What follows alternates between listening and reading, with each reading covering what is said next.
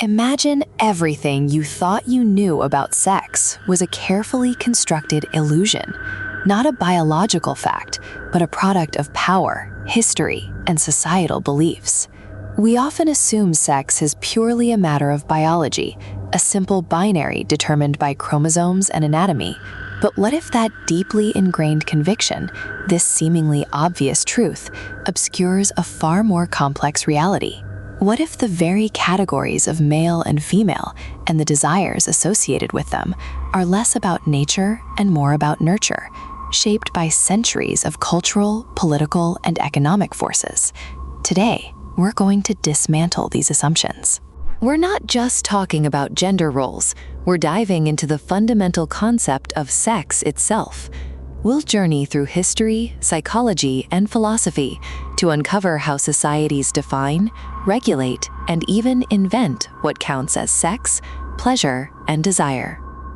This journey will reveal how our most intimate experiences are inextricably linked to broader power structures, especially patriarchy. By the end, you'll see how what we call sex is far more fluid and fascinating than any textbook ever taught you. Prepare to question the foundations of your own understanding. Let's rewind to ancient civilizations. For the Greeks and Romans, categories of sex weren't as fixed as ours. While biological differences were acknowledged, social roles and power dynamics often overshadowed them. For instance, an adult male citizen's sexual acts were judged not by who he desired, but by whether he was the active penetrator, the dominant party. To be penetrated, regardless of the partner's biological sex, was often considered a sign of effeminacy and lower status. This wasn't about heterosexuality or homosexuality as we understand them. It was about power and social hierarchy. Fast forward to the Abrahamic religion's rise, particularly Christianity's pervasive influence in the West. Suddenly, the focus shifted from social dominance to procreation and moral purity. Sexual acts outside of marriage, or those deemed non-procreative, became sinful. The natural order was divinely ordained, strictly dictating male and female roles, and any deviation was a transgression against God. This era solidified a rigid, binary understanding of sex, primarily for reproductive purposes, laying groundwork for future patriarchal control. Notice the pattern? What's natural keeps shifting based on who's in charge. It's only in the 19th century that the concept of sexuality as an inherent identity emerges. Before this, people performed sexual acts. They weren't defined by them. Doctors, psychologists, and emerging sexologists began categorizing desires, behaviors, and individuals into new types: the heterosexual, the homosexual, the pervert. This scientific gaze, while claiming objectivity, often served to pathologize non-normative expressions, reinforcing existing social norms and hierarchies. It was a new, powerful way to classify and control under the guise of understanding. This brings us to patriarchy. Patriarchy isn't just men dominating women. It's a systemic organization of society where masculine traits and male authority are valued above all. How does this shape sex? It dictates who has access to pleasure, who defines what is normal or deviant, and whose bodies are seen as property or objects. Female pleasure, for centuries, was either ignored, pathologized, or subordinated to male desire and reproductive functions. This isn't accidental.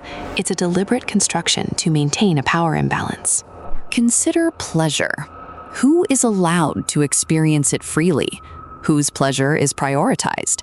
Historically, and in many cultures today, female pleasure is secondary, often denied or deemed scandalous. Male pleasure, however, is frequently portrayed as natural, urgent, and even a right. This differential treatment isn't a biological imperative, it's a social construct. It reinforces the idea that women's bodies exist to serve men, rather than being autonomous sources of their own joy and agency.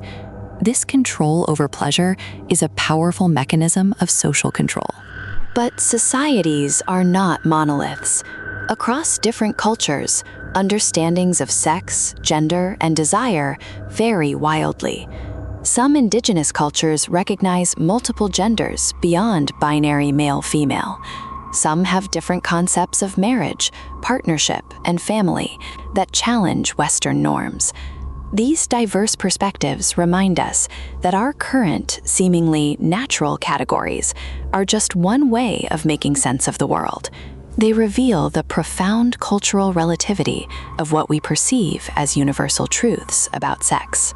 So, what does this mean for you? It means your desires, your attractions, and your understanding of yourself aren't solely etched in your DNA. They are also products of your environment, your education, the media you consume, and the historical narratives you've inherited.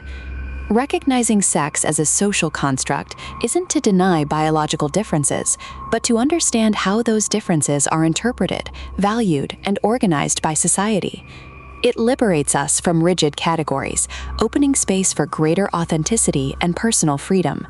It empowers you to question, to define, and to live more authentically. The journey to truly understand ourselves and our intimate lives is ongoing. If our ideas of sex, pleasure, and desire are indeed social constructs, what does that imply for the future of relationships, gender equality, and individual liberation? How can we actively deconstruct harmful norms and create a more inclusive, authentic understanding of human connection? Share your thoughts below. What societal constructs of sex have you observed in your own life? And is this video challenged your perspective? Subscribe for more deep